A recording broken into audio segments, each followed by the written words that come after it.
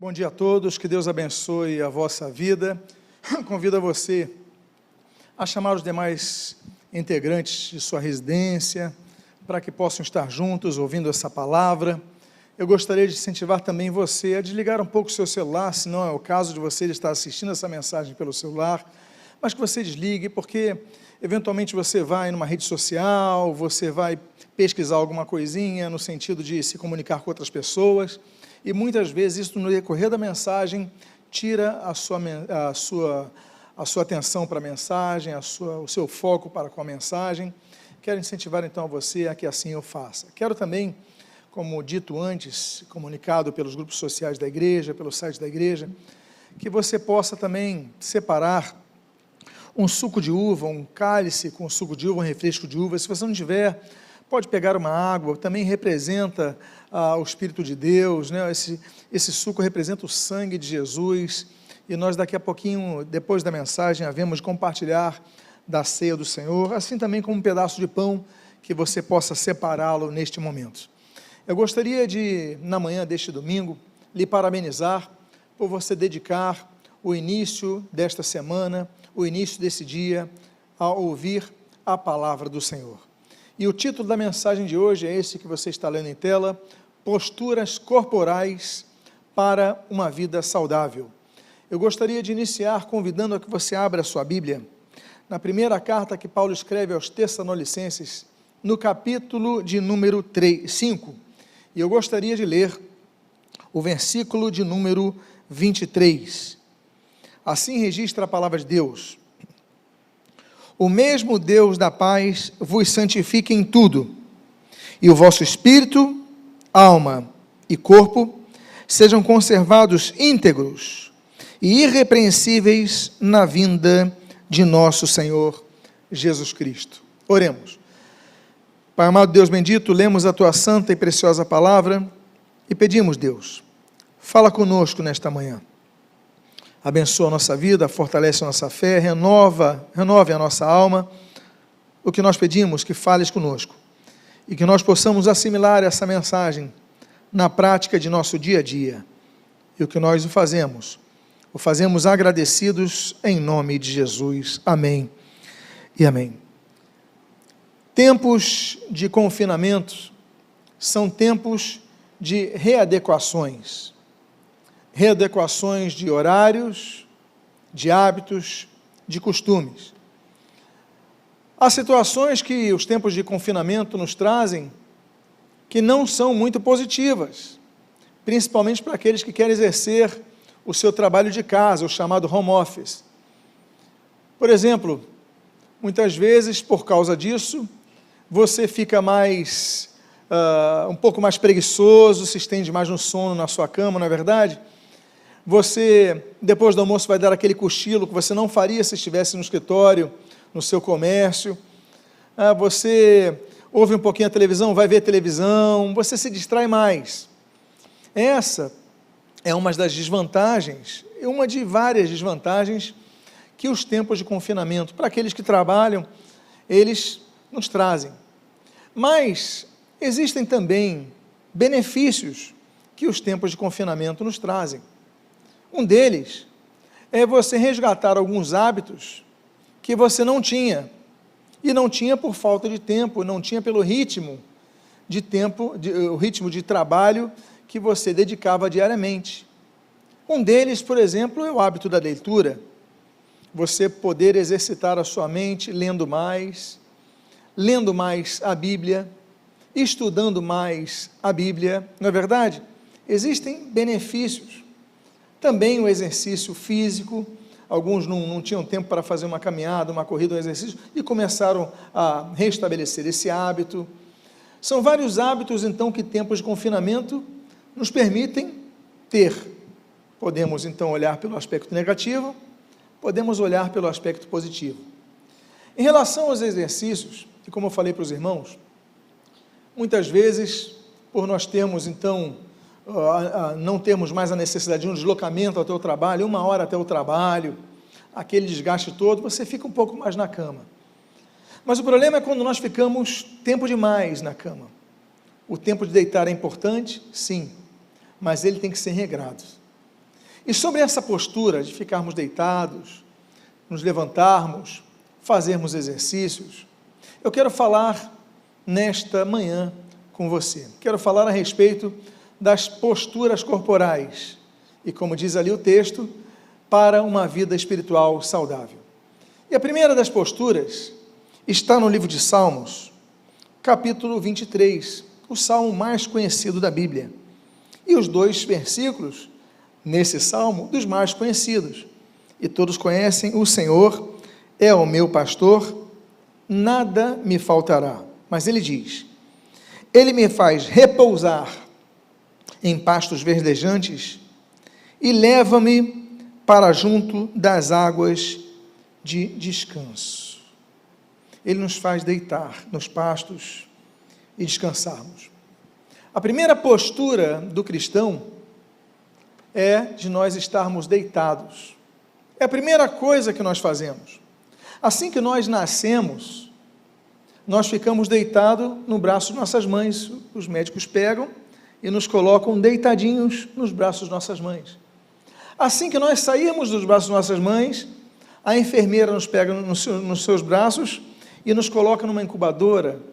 Quando nós chegamos em casa, nós ficamos mais uma vez deitados no berço. E assim nós ficamos por um bom período deitados.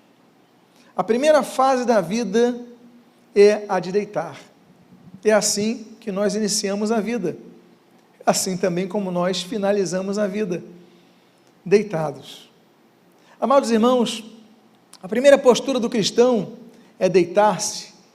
Significa que há momentos que nós precisamos descansar. Gênesis capítulo 2 diz que quando Deus terminou a sua obra da criação, ele descansou de suas obras, ou seja, suas obras criativas. Ele cessou a sua criação, a sua intervenção direta para criar todas as coisas. Nós vemos, por exemplo, no livro de Êxodo, que Israel, ele descansava no 7º dia. Aliás, descanso em hebraico é Shabat, daí vem a palavra sábado, que significa descanso, descansar, descansou. Ou seja, Israel descansava sempre ao 7º dia. Inclusive a Bíblia diz sobre o maná que cessava no 7º dia. A Bíblia diz, inclusive também em Êxodo, que a terra, ela tinha que descansar após o 7º ano, a própria terra descansava. Deus, depois de muito tempo trabalhando com a vida do rei Davi, Davi foi um homem segundo o coração de Deus, mas foi um homem muito guerreiro. Ele expandiu o reino, ele amplificou o reino, ele fortificou o reino. Mas a Bíblia diz, em 2 Samuel, capítulo número 7, que houve um tempo que Deus lhe deu descanso de todos os seus inimigos. Descansar é importante, como esse tempo diz, por quê? Porque muitas vezes nós queremos trabalhar além do que nós devemos. Nós queremos, e claro, todos nós devemos, e vamos falar já sobre isso, produzir frutos para Deus, mas há momentos que o próprio Deus nos faz repousar. Você está vendo nesse texto do Salmo 23, que Deus nos leva ao repouso, a água de descanso, nos faz repousar. Há momentos que nós precisamos parar um pouco. Se os irmãos estão lembrados da fuga de Elias na direção do Monte Carmelo, ele deixa o seu moço em Berseba e vai ali para o Monte Carmelo, e diz a Bíblia que no decorrer do trajeto, ele dorme, quando acorda o anjo lhe traz comida e ele volta a dormir. É o momento de comer e descansar. Deus não vai exigir de nós além de nossas forças, nem a própria tentação. A Bíblia diz que Deus não permite, lá em 2 Coríntios, Deus não permite que sejamos tentados além de nossa capacidade de enfrentar a tentação. A primeira postura que Deus nos dá é aquela que o Senhor Jesus promete, Mateus capítulo 11, olha, vinde a mim todos vós que estáis o quê? Cansados e sobrecarregados, e eu vos aliviarei. A primeira posição na vida do cristão, a primeira postura corporal na vida do cristão, é o descanso. É o descanso de uma vida escrava de Satanás, escrava do pecado, é uma vida escrava da culpa, do peso da culpa, e Deus então nos traz, através do amor de Cristo, essa libertação. Nós conhecemos a verdade, essa verdade nos liberta, essa verdade, o sangue de Jesus nos purifica de todo pecado, João 8 ali, agora 1 João capítulo 1, versículo 7, e nós somos aliviados. Aí ele nos leva, não, agora é hora de você repousar, a hora de você descansar, e você então começa a sua caminhada e trajetória cristã descansando. Mas só que a nossa vida não é apenas descanso. O descanso necessário todos os dias nós precisamos dormir para repormos as nossas forças. Mas nós não vivemos para dormir, nós não vivemos para o Shabat, nós não nascemos para o sábado, nós precisamos dele, do descanso, mas nós precisamos passar para uma segunda fase na vida cristã, porque tem muito cristão, como alertou o apóstolo Paulo, como alertou o próprio Pedro, tem cristãos que não querem crescer, não querem sair dessa fase da infância, não querem deixar de tomar aquele leite materno, não querem comer alimento sólido, mas nós devemos crescer, ir para a segunda fase. A segunda fase é essa que se encontra no Evangelho segundo Lucas, capítulo 10, e eu leio do versículo 38 ao 42, e a Bíblia assim diz: indo eles de caminho, entrou Jesus num povoado, e certa mulher chamada Marta hospedou-o na sua casa. Tinha ela uma irmã chamada Maria, e esta quedava-se assentada aos pés do Senhor, a ouvir-lhe os ensinamentos. Marta agitava-se de um lado para o outro, ocupada em muitos serviços. Então, se aproximou de Jesus e disse: Senhor, não te importas que minha irmã tenha deixado que eu fique a servir sozinha? Ordena-lhe, pois, que me venha ajudar. Respondeu o Senhor: Marta, Marta, andas inquieta e te preocupas com muitas coisas. Entretanto, pouco é necessário, ou apenas uma só coisa. Maria, porém, escolheu a boa parte, e esta não lhe será tirada. A segunda posição é a posição de nos sentarmos, estarmos sentados. Você pode se lembrar da primeira posição, estarmos deitados, e agora estarmos sentados. Em sentados nós aprendemos duas coisas, tem dois sinais, símbolos do estarmos sentados. O primeiro símbolo de estarmos sentados é que nós precisamos sentar para comer. Ainda que alguns comam em pé, comam até andando, isso não é o ideal. O ideal é que você pare um pouquinho e você coma. Não é bom você comer de pé, não é bom você comer andando, não é bom você comer correndo, também não é bom você comer deitado. A posição ideal para se alimentar é você se assentando. O Senhor Jesus, quando chega naquela cidade, ele entra na casa dessas duas mulheres, e as duas mulheres, então, estão recebendo uma visita ilustre. Afinal de contas, todos já ouvem falar de Jesus, das palavras de Jesus, dos ensinos de Jesus, dos milagres de Jesus, do poder de Jesus. O Jesus é o Messias prometido, ele entrou na minha casa. E a Marta fica então preocupada: meu Deus, tem que arrumar a casa, tem que arrumar as coisas. E ela começa a limpar e Jesus está lá. E a Maria, diz a Bíblia, fica sentada ouvindo ele ensinando, dando alimento para ela. A Marta estava preocupada com a faxina da casa, enquanto Jesus estava lá, e a Marta chega e vê Maria, a irmã dela, só ouvindo Jesus, e ela fala: Senhor Jesus, fala para Maria, para ela vir me ajudar, eu não vou dar conta de tudo, eu tenho que arrumar as coisas. E a Marta ouve uma reprimenda de Jesus, ele falou: Marta, Marta, você se preocupa com tantas coisas, tantos detalhes, mas tudo tem a sua hora.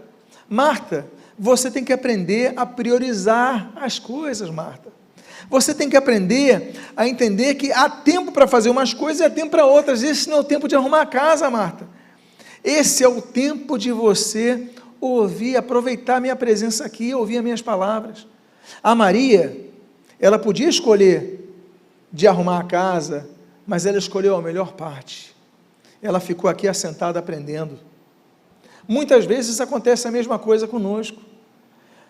Há momentos que nós queremos correr, fazer tantas coisas, mas há momentos que nós devemos parar. É o que eu falo do momento da pregação. Muitas vezes nas pregações as pessoas se levantam durante a mensagem para ir para o banheiro. Vá no banheiro antes. Escolha a melhor parte na pregação. Alguns podem estar ouvindo essa mensagem, vendo as redes sociais, conversando, batendo papo pelo WhatsApp. Não é hora para isso. É hora para você parar e focar. É a melhor parte. Você vai ter tempo para arrumar a sua casa, você vai ter tempo para se comunicar com outras pessoas. Você não pode perder o foco. É que nem quando alguém vai fazer uma prova, o foco dele é estudar aquela disciplina, ele foca naquilo, não vê televisão, não fica na internet, ele foca. Por quê? Porque ele priorizou aquilo, no dia seguinte tem prova. Quando Deus está falando, quando estamos estudando a palavra, nós temos que aprender a colocar o nosso celular no modo avião, senão a gente não vai estudar, não vai ler. Martas, priorizem o que é mais importante, a palavra, o ensino. O segundo momento da nossa postura, é o momento de nós sentarmos para nos alimentarmos da palavra, é o que essa mulher fez. A Marta talvez estivesse fazendo a comida física, mas Jesus estava lhe dando o alimento espiritual, o alimento que permanece para toda a vida. A comida física, daqui a 3 horas você vai comer outra coisa, daqui a 5 horas você está com fome para outra coisa, e vai ter que se alimentar de novo, mas a comida espiritual, ela permanece em nossa vida. Martas, vamos priorizar o que é mais importante. No momento de nós deitarmos, nós descansamos, mas há momento de nós sentarmos e lermos a palavra, e ouvirmos a palavra, e nos alimentarmos da palavra, porque senão, nós não teremos forças nem para andar depois. Muitos sucumbem em sua fé, porque ouvem demais os incrédulos, e não ouvem os filhos de Deus, priorizam errados, não ouvem a palavra, não se nutrem da palavra, do alimento que traz fé. A Bíblia diz: a fé vem pelo ouvir e ouvir pela pregação da palavra de Deus. E você vê tudo, você lê tudo, você ouve de tudo, menos das coisas de Deus, através de servos de Deus. Como é que você vai subsistir? Você não lê a Bíblia. Daqui a pouco você se torna um mero religioso que vai aos domingos na igreja e mais nada. Nós temos que ouvir, nós temos que nos alimentar, nós temos que ter fontes. Não estou falando para deixarmos de ouvir outras pessoas que ensinam outras coisas importantes, claro, mas não podemos ser como Marta, que se ocupa de tantas coisas e não entende que há momentos de nós sentarmos e ouvirmos a palavra. Há uma terceira posição. Você pode me lembrar da primeira posição? Repita para a pessoa que está do lado na sua sala: deitados. A segunda posição, vamos ver se alguém da sua família diz: assentados. A terceira posição está no livro de Salmos: o Senhor te responda no dia da tribulação. O nome de Deus de Jacó, do Deus de Jacó, te eleve em segurança. Uns confiam em carros, outros em cavalos, nós, porém, nos gloriaremos em nome do Senhor, nosso Deus. Eles se encurvam e caem, nós, porém, nos levantamos e nos mantemos de pé. Uma outra postura que nós devemos lembrar é ficarmos de pé. Nós nascemos, ficamos deitados tanto tempo, aprendemos a sentar, já comendo a papinha sentados, já com o corpo mais durinho, aí depois nós começamos a ficar de pé, às vezes perdendo um pouco o equilíbrio, indo para um lado ou para o outro, mas nós então ficamos de pé. A postura de ficar de pé representa a postura de atenção, a postura de firmeza, a postura de equilíbrio, a postura de quem já tem algo para ir, um objetivo a alcançar. Aquela postura de pé que Deus fala, por exemplo, com Ezequiel no capítulo 2, versículo 1: põe-te em pé e falarei contigo. Não que Deus não falasse com Ezequiel deitado, não que Deus não falasse com Ezequiel sentado, mas ele falou: põe-te em pé e falarei contigo, no capítulo 2. Ele fala a mesma coisa no capítulo 3, olha, põe-te em pé e vai para o vale e lá falarei contigo. Postura de ficar em pé. O Senhor Jesus, ele opera alguns milagres de ressurreição. Num deles, Marcos 5, ele vai na casa de Jairo, e ele fala uma palavra em aramaico, talita cumi, para aquela menina que estava morta. Talita, menina, cumi, levanta-te. Ele fala, talita cumi, eu te ordeno, levanta-te. E a seguir, então, aquela menina se levanta da morte. Outro milagre que acontece nas cercanias de uma aldeia chamada Naim, Lucas capítulo 7, a Bíblia diz que aquela viúva estava lá com um cortejo, onde estava o seu filho, e Jesus toca ali naquele corpo, e diz: jovem, eu te ordeno, levanta-te. E aquele jovem se levantou. Ele voltou à vida, ele ficou de pé, mas isso graças à ordem de Jesus, a mesma ordem que ele deu para a filha de Jairo, que estava morta, é a mesma ordem que ele deu para esse jovem que estava morto. Deus, quando dá ordens, até para mortos, eles passam a viver. Deus dá ordem para pessoas que estão mortas, talvez não fisicamente, mas espiritualmente, e elas tomam postura e passam a viver, porque Deus é o doador da vida. Deus dá ordens para pessoas que estão vivas fisicamente, que estão vivas até espiritualmente, mas seus sonhos já morreram, já não tem mais sonhos, tiveram desilusões, tiveram tristezas, tiveram fracassos, já não sonham mais. Mas se ele fala: levanta-te, volta a viver, você volta a viver. É o que ele falou lá, João capítulo 5 também, para aquele paralítico no tanque de Betesda: levanta-te. Esse homem se levanta, ele pega as coisas e sai andando, porque Jesus ressuscita, mas Jesus também faz o paralítico andar. Quem é o paralítico? Aquele que não se move, aquele que não anda, aquele que não consegue andar. Há pessoas que estão ouvindo essa mensagem que precisam dessa palavra do levanta-te, porque há momento de deitar, há momento de sentar, mas há momento de marchar, há momento de você ficar de pé. Então a postura é: levanta-te, se coloque de pé. Por isso que a Bíblia diz em Efésios capítulo 5, desperta, ó tu que dormes, levanta-te de entre os mortos, e Cristo te iluminará. Levanta-te de entre os mortos, porque há pessoas que estão deitadas com os outros mortos. Cristo quer iluminar, mas a pessoa não quer a luz de Cristo. Cristo quer iluminar, quer te fazer luz do mundo, mas você não quer, você está deitado com os mortos. Você dá mais ouvido para os mortos que para os vivos. Você ouve mais pessoas que não têm fé, não têm experiências com Deus, do que as que você tem. Você leva mais em consideração pessoas que não acreditam no que aquelas que acreditam, porque tiveram encontro com Cristo, porque tiveram experiências com Deus, porque estudam a palavra. Então desperta, levanta-te de entre os mortos, e Cristo te iluminará. Portanto, levantemo-nos e permaneçamos de pé. A quarta posição na vida do crente. Você pode repetir comigo a primeira posição: deitados. A segunda posição: sentados. A terceira posição: levantados, de pé.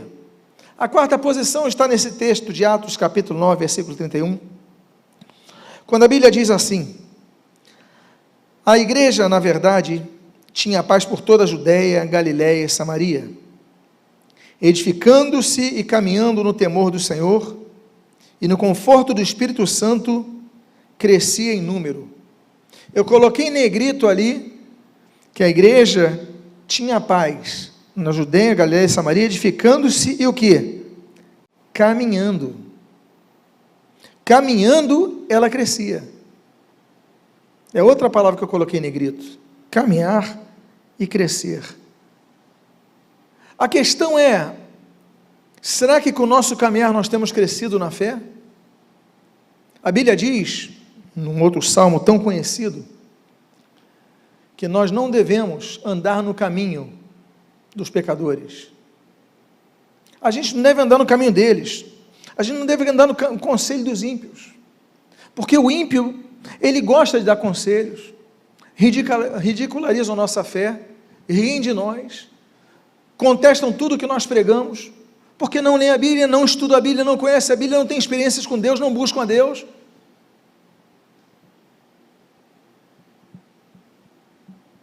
Então, amados irmãos, eu quero dizer a vocês o seguinte: que vocês possam caminhar, mas caminhar, como diz o texto, no temor do Senhor, porque quando nós caminhamos, nós começamos a nos exercitar. Note, estamos deitados, passamos a sentar, ficamos de pé, mas se nós caminharmos, não vamos a lugar nenhum. Nós devemos caminhar para crescer. Devemos caminhar para conquistar. Se você não caminhar, você não vai conquistar nada, você não vai sair do seu lugar. Se você não caminhar, você não vai ficar, nem andar em círculos você vai dar.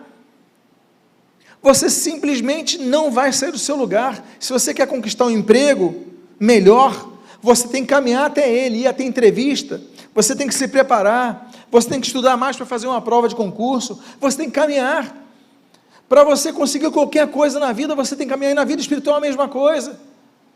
A Bíblia fala que a igreja cresceu em número quando ela se edificava e caminhava. Não é só a igreja, não é um local apenas para você receber a palavra, é para você receber a palavra, acolher no coração e exercitar a palavra. É o que Tiago fala, não sermos apenas ouvintes, mas praticantes da palavra de Deus.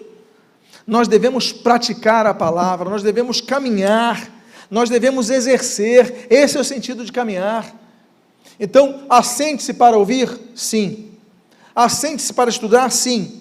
Assente-se para alimentar-se? Sim. Agora, fique de pé. Ficou de pé? Tem firmeza nas pernas? Agora eu vou caminhar para os meus objetivos. A Bíblia diz, em Êxodo capítulo 14, versículo de número 15, ele fala, por que vocês estão clamando a mim? Diga ao povo para que marche. Porque tinha momento que o povo tinha que clamar a Deus. Mas tinha um momento que Deus falou, por que vocês estão clamando? Agora não é hora de clamar, agora é hora de marchar. Tem pessoas que estão orando pelo emprego, mas não são capazes de abrir nos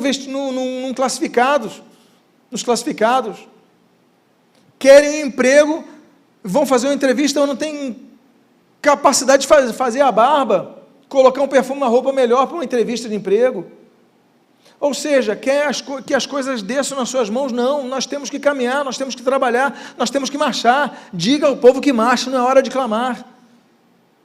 Então nós devemos, a igreja tem que crescer em número? Tem que crescer em número, claro que em qualidade também, mas em número também, por quê? Porque demonstra que nós estamos evangelizando toda a criatura. A igreja que não cresce tem alguma coisa errada, liderança, membros, não sei, mas nós devemos pregar o evangelho, avançar. Agora, o fato é que nós devemos caminhar, nós devemos nos esforçar, nós devemos tentar alguma coisa. Muitas pessoas não conquistam nada porque não caminham, esperam que os outros façam tudo para você. Não seja uma dessas pessoas. Faça a história acontecer. Não se contente. A primeira posição que nós falamos é deitados. A segunda posição que nós falamos foi qual? Sentados. A terceira posição que nós falamos foi ficar de pé. A quarta posição foi caminhando. Agora vamos para a quinta posição na vida do cristão. A quinta posição está em Hebreus capítulo número 12, versículo 1. A Bíblia diz, portanto também vós, também nós, visto que temos a rodear-nos tão grande nuvem de testemunhas, desembaraçando-nos de todo o peso do pecado que tenazmente nos assedia, corramos com perseverança a carreira que nos está proposta. Corramos, corramos, corramos. Paulo fala de corrida, 1 Coríntios capítulo 9, 1 Timóteo capítulo 2, 2 Timóteo, Paulo fala várias vezes sobre a corrida da fé. Ele fala que nós só podemos entrar na corrida, todo mundo que entra na corrida, entra tentando vencer, mas só um vence. Ele fala, olha, nós devemos entrar na corrida, mas devemos seguir as regras. Então, a quinta postura que nós devemos ter é correndo. Começamos deitados, sentamos, nos colocamos em pé, andamos e agora já estamos correndo. É o que Deus espera de nós, que nós corramos. Corre quem não tem sobrepeso, corre bem quem não tem sobrepeso. Quem tem sobrepeso corre menos, se cansa mais. Corre bem quem não tem o peso do pecado nas suas costas. Ele está todo enrolado, e ele vai se enrolando, daqui a pouco está todo enrolado. O texto diz, desembaraçando-nos, está tudo embaraçado, ele tem que desembaraçar desse peso, e ali ele consegue correr. esse objetivo. Por quê? Porque a carreira já nos está proposta, Deus já nos propôs uma carreira, então nós devemos correr. Nos lembramos, por exemplo, da corrida, a corrida que Abraão faz até aqueles 3 homens debaixo do carvalho de Manre. Nós temos a linda corrida de Esaú, Gênesis 33, Esaú vê seu irmão Jacó, e diz a Bíblia que ele corre, o abraça, o beija, e a corrida da reconciliação. Há tantas corridas bonitas na Bíblia. A corrida, por exemplo, a 1 Samuel, capítulo número 17, a corrida de Davi para cortar a cabeça de Golias. A Bíblia não diz que quando ele jogou a pedra na cabeça de Golias estava tudo acabado. Diz a Bíblia que ele joga a pedra, atinge a cabeça de Golias, ele cai. Aí diz a Bíblia que correndo, Davi pega-lhe a espada e corta-lhe a cabeça. Davi correu, porque ele tinha que garantir que aquele gigante não se levantaria mais. Não era apenas a pedra, precisava a espada do próprio adversário. Nós devemos correr. Deus espera que nós não fiquemos no berço a vida inteira. Deus espera que nós cresçamos, que nós sejamos melhores do que nós somos. Então corra a carreira que está proposta. A sexta postura que nós devemos ter se encontra em Eclesiastes capítulo 3, versículo número 4. Há tempo de chorar e tempo de rir, tempo de prantear e tempo de saltar de alegria. A sexta postura não é mais nem andando, nem correndo, é saltando. E o saltar aqui é o que a Bíblia profetiza nesse texto, registra nesse texto, revela nesse texto. Há tempo de saltar, de alegria. A Bíblia diz que nós passamos por várias fases. A gente pode passar pela fase do vale da sombra e da morte. A gente tem o dia de tribulação, os dias maus, mas nós temos os dias de alegria, os dias de festa. Nós temos dias de celebração. A Bíblia diz que há tempo de prantear e há tempo de rir. Há tempo de saltar de alegria, assim como há tempo de chorar. Tudo tem seu tempo determinado. Você pode viver momentos difíceis. Eu vivi momentos difíceis, você viveu momentos difíceis, mas esses momentos são superados. E há momentos de você saltar de alegria. Então eu quero dizer para você que Neemias capítulo 8, a alegria do Senhor é a nossa força. Salmo capítulo 30, que o choro pode durar uma noite, mas a alegria vem pela manhã. Às vezes o teu choro pode estar durando, mas a alegria vem. Diga à pessoa que está do seu lado na sua sala, a alegria vem. Essa fase vai passar, a alegria vai vir, e você não vai apenas correr, você vai saltar. Diga à pessoa que está do seu lado, você vai saltar. Há momentos que são superados, e nós vamos superar. Existe outro momento, nós falamos deitar, depois sentar, depois ficamos em pé, depois começamos a andar, depois começamos a correr, depois começamos a saltar. O que mais falta para a gente? Falta o penúltimo momento, a penúltima postura é esta, de Isaías capítulo 40, faz forte ao cansado, e multiplica as forças aos que não têm nenhum vigor. Os jovens se cansam e se fatigam, e os moços de exaustos caem, mas os que esperam no Senhor, renovam as suas forças, e sobem com asas como águias. Correm e não se cansam, caminham e não se fatigam. Aqui nós temos essas 3 posturas: caminhar, correr e voar. Voar como águias. Meus amados, ali está dizendo que nós vamos voar como águias, sentados, deitados, sentados, de pé, caminhando, correndo, saltando, voando. São as fases da vida.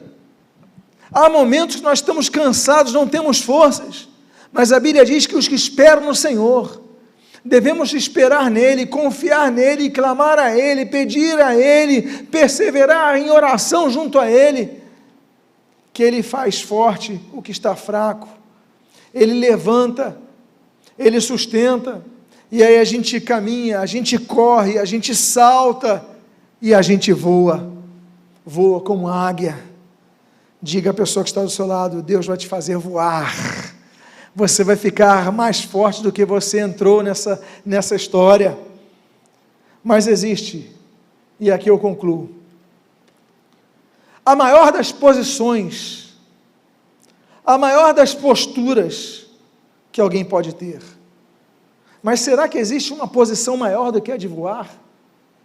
Eu estou falando algo em ordem cronológica, algo em ordem natural da vida, mas será que existe uma posição maior do que essa? Porque voar, porque nós iniciamos deitados, sentados, de pé, aí você começa a caminhar, aí você começa a correr, aí você salta, aí você voa, mas tem uma posição ainda maior, e a maior de todas as posições, é a que se encontra em Filipenses capítulo 2, versículos 9 a 11, pelo que também Deus o exaltou sobremaneira, ele deu o nome que está acima de todo nome, para que o nome de Jesus se dobre todo o joelho, nos céus, na terra e debaixo da terra, e toda língua confesse que Jesus Cristo é o Senhor, para a glória de Deus, para a glória de Deus. Daniel capítulo 6 mostra que Daniel se ajoelhava para orar.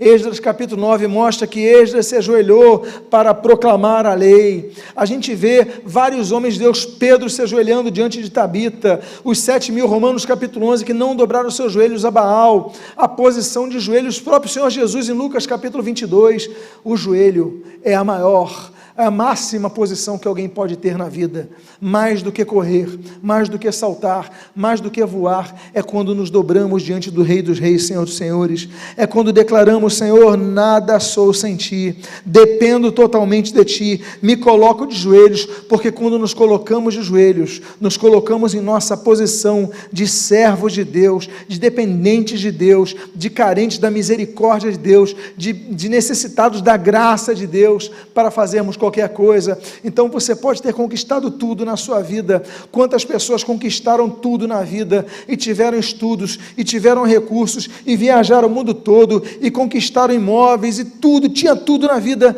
mas bastou um vírus, que nem vida tem, para que morressem.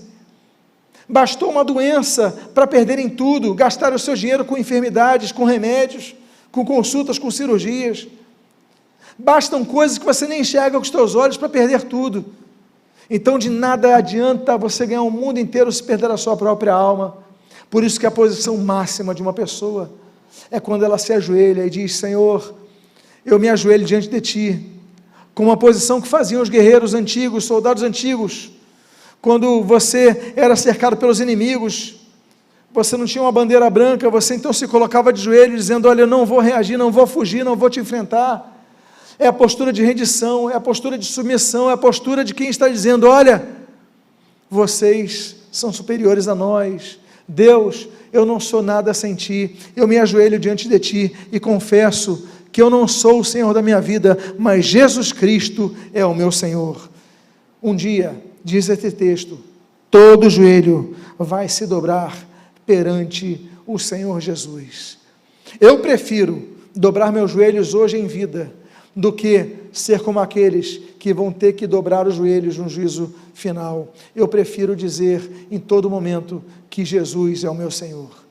Essa é a maior das posturas, e eu quero te incentivar a fazer essa postura agora. Hoje é um dia que a igreja no Brasil, em seus vários apriscos, em suas várias denominações, estão unidas por um propósito. Hoje não estamos falando de Nova Vida, Assembleia de Deus, Batista, Presbiteriana, Metodista, Universal, não estamos falando de denominações, não estamos falando de um batizado com o Espírito Santo, outro fala línguas, outro não fala, não, isso não importa. Não estamos falando, um é calvinista, outro é arminiano, isso não importa. O que importa é que nós somos um povo apenas, e hoje estamos aqui diante de um propósito.